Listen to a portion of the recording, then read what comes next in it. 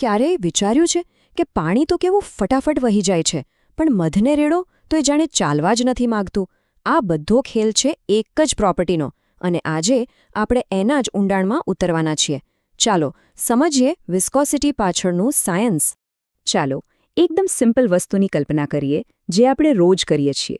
સમજો કે એક બાજુ ગ્લાસમાંથી પાણી રેડી રહ્યા છીએ અને બીજી બાજુ બરણીમાંથી મધ. પાણી તો તરત જ વહી જાય છે, પણ મધ એ તો જાણે કે પોતાની મરજીથી એકદમ ધીમે ધીમે નીચે આવે છે.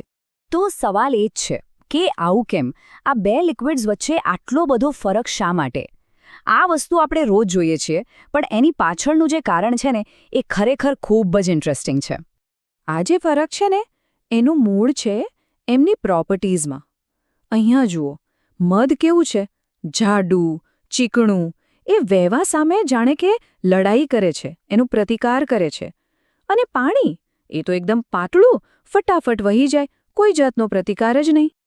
તો આ જે વહેવા સામેનો પ્રતિકાર છે, જેને આપણે આપણી સાદી ભાષામાં જાડું કે ચીકણું હોવું કહીએ છીએ, એના માટે સાયન્સ પાસે એકદમ પરફેક્ટ અને પાવરફુલ શબ્દ છે. અને એ શબ્દ છે વિસ્કોસિટી. સિમ્પલ ભાષામાં કહીએ તો વિસ્કોસિટી એટલે કોઈ પણ લિક્વિડ પોતાના વહેવાનો કેટલો વિરોધ કરે છે એનું માપ. સમજી લો કે એ પ્રવાહીની જાડાઈ માપવાનો એક સાયન્ટિફિક રસ્તો છે.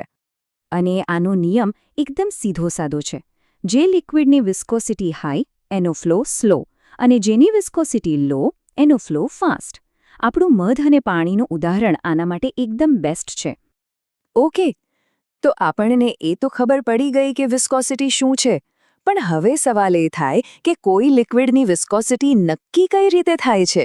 એવું તો શું છે જે કોઈ પ્રવાહીને જાડું કે પાતળું બનાવે? ચાલો હવે એની પાછળનું સાયન્સ જોઈએ. જુઓ, આમ તો ઘણા ફેક્ટર્સ હોય છે, પણ બે ફેક્ટર્સ એવા છે જે સૌથી મેઇન છે. પહેલું છે ટેમ્પરેચર એટલે કે તાપમાન, અને બીજું છે એનું મોલિક્યુલર કોમ્પોઝિશન એટલે કે એના મોલિક્યુલ્સ, એના અણુઓ કેવા બનેલા છે. ચાલો પહેલા ટેમ્પરેચરની વાત કરીએ. આ બહુ મજેદાર છે. વિચારો કે જ્યારે આપણે કોઈ લિક્વિડને ગરમ કરીએ ત્યારે એના અણુઓને જાણે કે એનર્જી મળી જાય છે, અને એ આમ તેમ ફટાફટ ભાગવા લાગે છે. જ્યારે તેઓ દૂર દૂર ભાગે ત્યારે એમની વચ્ચેની પકડ ઢીલી પડી જાય છે, અને પરિણામ લિક્વિડ પાતળું થઈ જાય અને સરળતાથી વહેવા માંડે, એટલે કે એની વિસ્કોસિટી ઘટી જાય. હવે આનાથી ઉલટું વિચારો. જ્યારે લિક્વિડ ઠંડુ હોય ત્યારે એના અણુઓ એકદમ આળસુ થઈ જાય, ધીમા પડી જાય અને એકબીજા સાથે વધારે ચોંટીને રહે. આનાથી એ જાડું થઈ જાય અને એની વિસ્કોસિટી વધી જાય. અને આ જ વસ્તુ આપણા મધવાળા ઉદાહરણ પર એકદમ બરાબર લાગુ પડે છે. એટલે જ તો ગરમ કરેલું મધ ઠંડા મધ કરતાં કેટલી આસાનીથી વહે છે. કેમ? કારણ કે ગરમીએ એની વિસ્કોસિટી ઓછી કરી દીધી. હવે આવીએ બીજા ફેક્ટર પર, મોલિક્યુલર કોમ્પોઝિશન. આ પણ બહુ સિમ્પલ છે. જે લિક્વિડના મોલિક્યુલ્સ એટલે કે એના અણુઓ મોટા અને કોમ્પ્લેક્સ શેપના હોય એ એકબીજામાં વધારે ગૂંચવાય છે.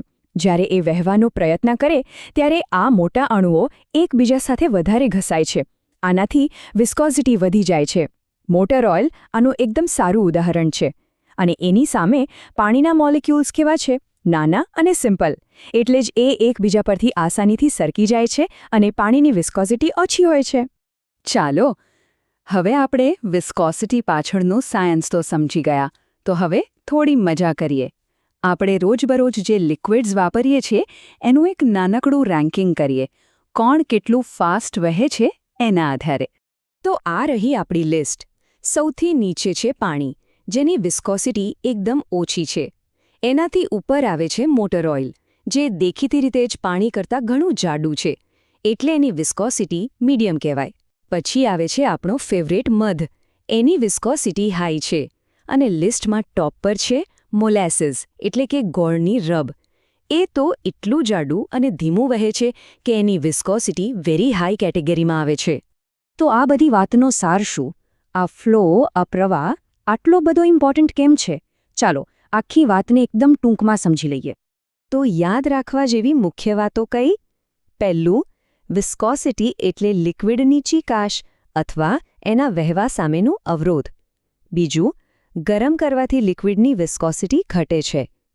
ત્રીજું, જેના મોલિક્યુલ્સ મોટા એની વિસ્કોસિટી વધારે.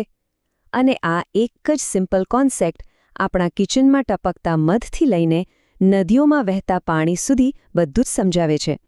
અને હવે આજના વિશ્લેષણના અંતમાં એક વિચારવા જેવો સવાલ.